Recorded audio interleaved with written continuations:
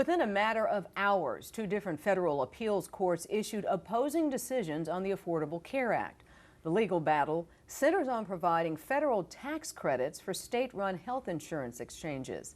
Joining us now is Sonya Schwartz, a research fellow with the Georgetown Center for Children and Families. Good to have you on the show, Sonya. Thanks so much. Oh boy, what a day that was. So does this make sense to you that this could possibly happen, that two different interpretations of this law could have happened? And boy, did it happen at the same time. Well, first of all, I think we need to take a step back and realize this is just another skirmish on the path for people who want to just undo the Affordable Care Act and have millions of Americans lose the health insurance that they've already gotten. Let's walk through the decisions. The First Circuit, which was the first decision of the day, looked at the Affordable Care Act very closely. And tell us, where is the First Circuit? The First Circuit's here in D.C. That's right. And they looked at it very closely, and they did a very literal meaning of three parts of the law, and they found that if you only look at that language, that federal tax credits for health insurance, which is a really important part of the law, can only be provided if your state has a state-run health insurance market. So if instead you live in a state, and actually 34 states have federally run health insurance marketplaces, you no longer would be able to get this substantial federal tax credit, which hopefully we can talk more about in a minute. Yeah, so if you got your insurance in D.C., is that considered a federal exchange that I used, or was it a state exchange? Oh, I'm glad to hear you're signed up.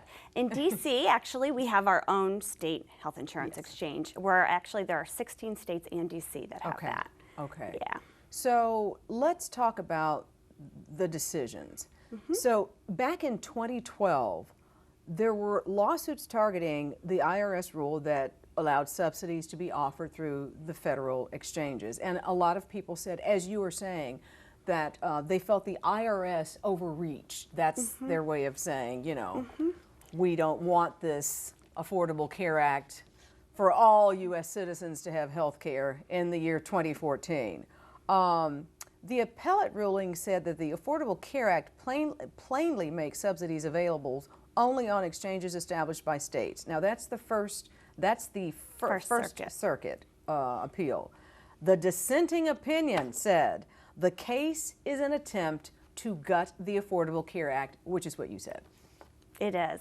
And the Fourth Circuit, just a few hours later, unanimously said that if you look at the intent of the Affordable Care Act, it's just so clear that Congress intended these tax credits, which are a huge part of the law, to apply to everyone in every state, not just states with a state-run exchange. Now, the judges, the three judges in the Fourth Circuit, which is Richmond, Virginia, if I'm correct, okay, they actually said that they thought the Affordable Care Act language was ambiguous and subject to multiple interpretations. Therefore, let's defer to the IRS. That's very common. Courts often play a role of looking at a law and trying to understand what congressional intent was. People do often bring lawsuits when they think that an agency has acted in a way that doesn't match a law. But there's a really well-established legal precedent called the Chevron case. And in that case, it's a very important Supreme Court case that basically gives agencies an enormous amount of discretion to decipher laws and make sort of more specific rules so that everyone knows what the rules of the law really are. And the Fourth Circuit said that, you know, applying Chevron deference, that's what we call it, unless what's been done is really completely contrary to the law, it's fine, and the IRS has spoken, and that's the way the law's going to go. So could these two cases end up in front of the Supreme Court?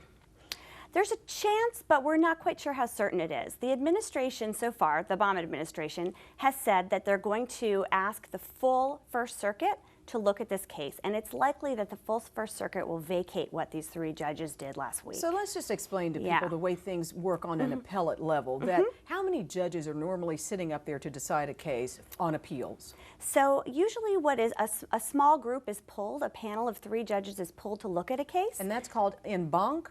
I think en banc is when you actually ask for the full panel to then see it. So in this case, three judges said, you know, marketplaces only apply in state exchanges. Now the Obama administration is going to say, can we have all the judges in this circuit look at this case in the First Circuit? And they will probably do that given the importance of the case.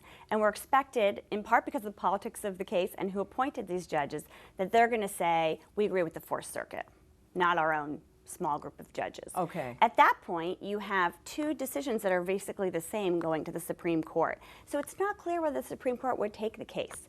But it is complicated by the fact that there are two other cases like these right now in the district court level that are circulating and maybe making their way up. But we may not know for another year or two.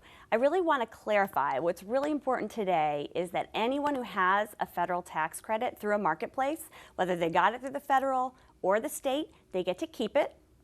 And that the federal marketplace, along with state marketplaces, are open for business again starting November 15th for anyone who wants it. And I hope we can spend a little time talking about how important this federal tax credit is and what it really means. Can I take a minute? Absolutely, you can take a minute or two. So this is a really fundamental part of the Affordable Care Act that people don't know about. And basically what it does is if you want to buy private health insurance in a marketplace, whether state or federal, you get a very, very big tax credit that's paid to you every month. So it really is more like a coupon to buy health insurance.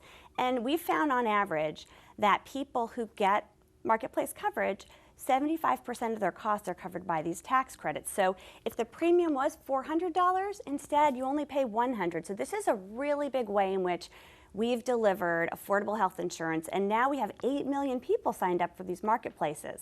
And actually the major chunk, 5.5 million, are signed up through federal marketplace states. So this is a big, big benefit. How many people or percentage, or you may have a whole number, are actually able to take advantage of the subsidy? I was not, I don't know anybody in my family who was, I don't know anyone who was able to. I don't know anyone. I go to my doctor's office to complain about my premium. I complain on this show all the time.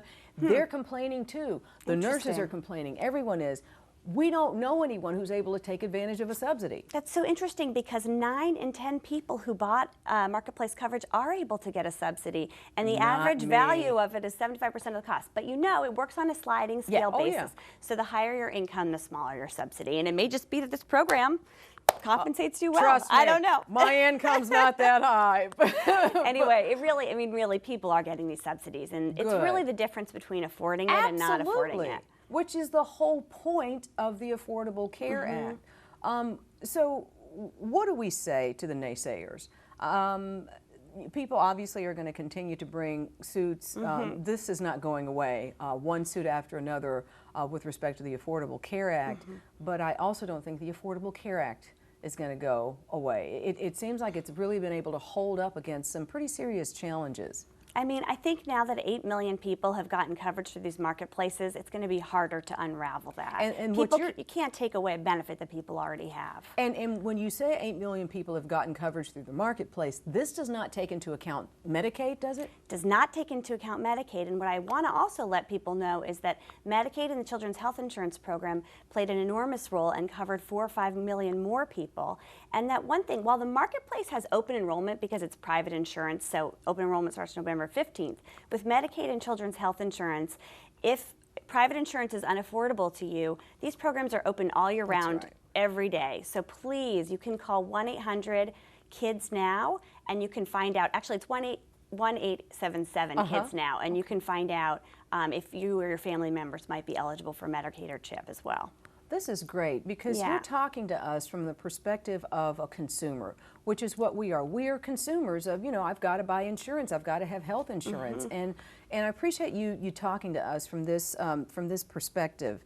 I am still curious to know, though, if you have two conflicting rulings that were issued, like the same day, basically, how is that something the Supreme Court should hear?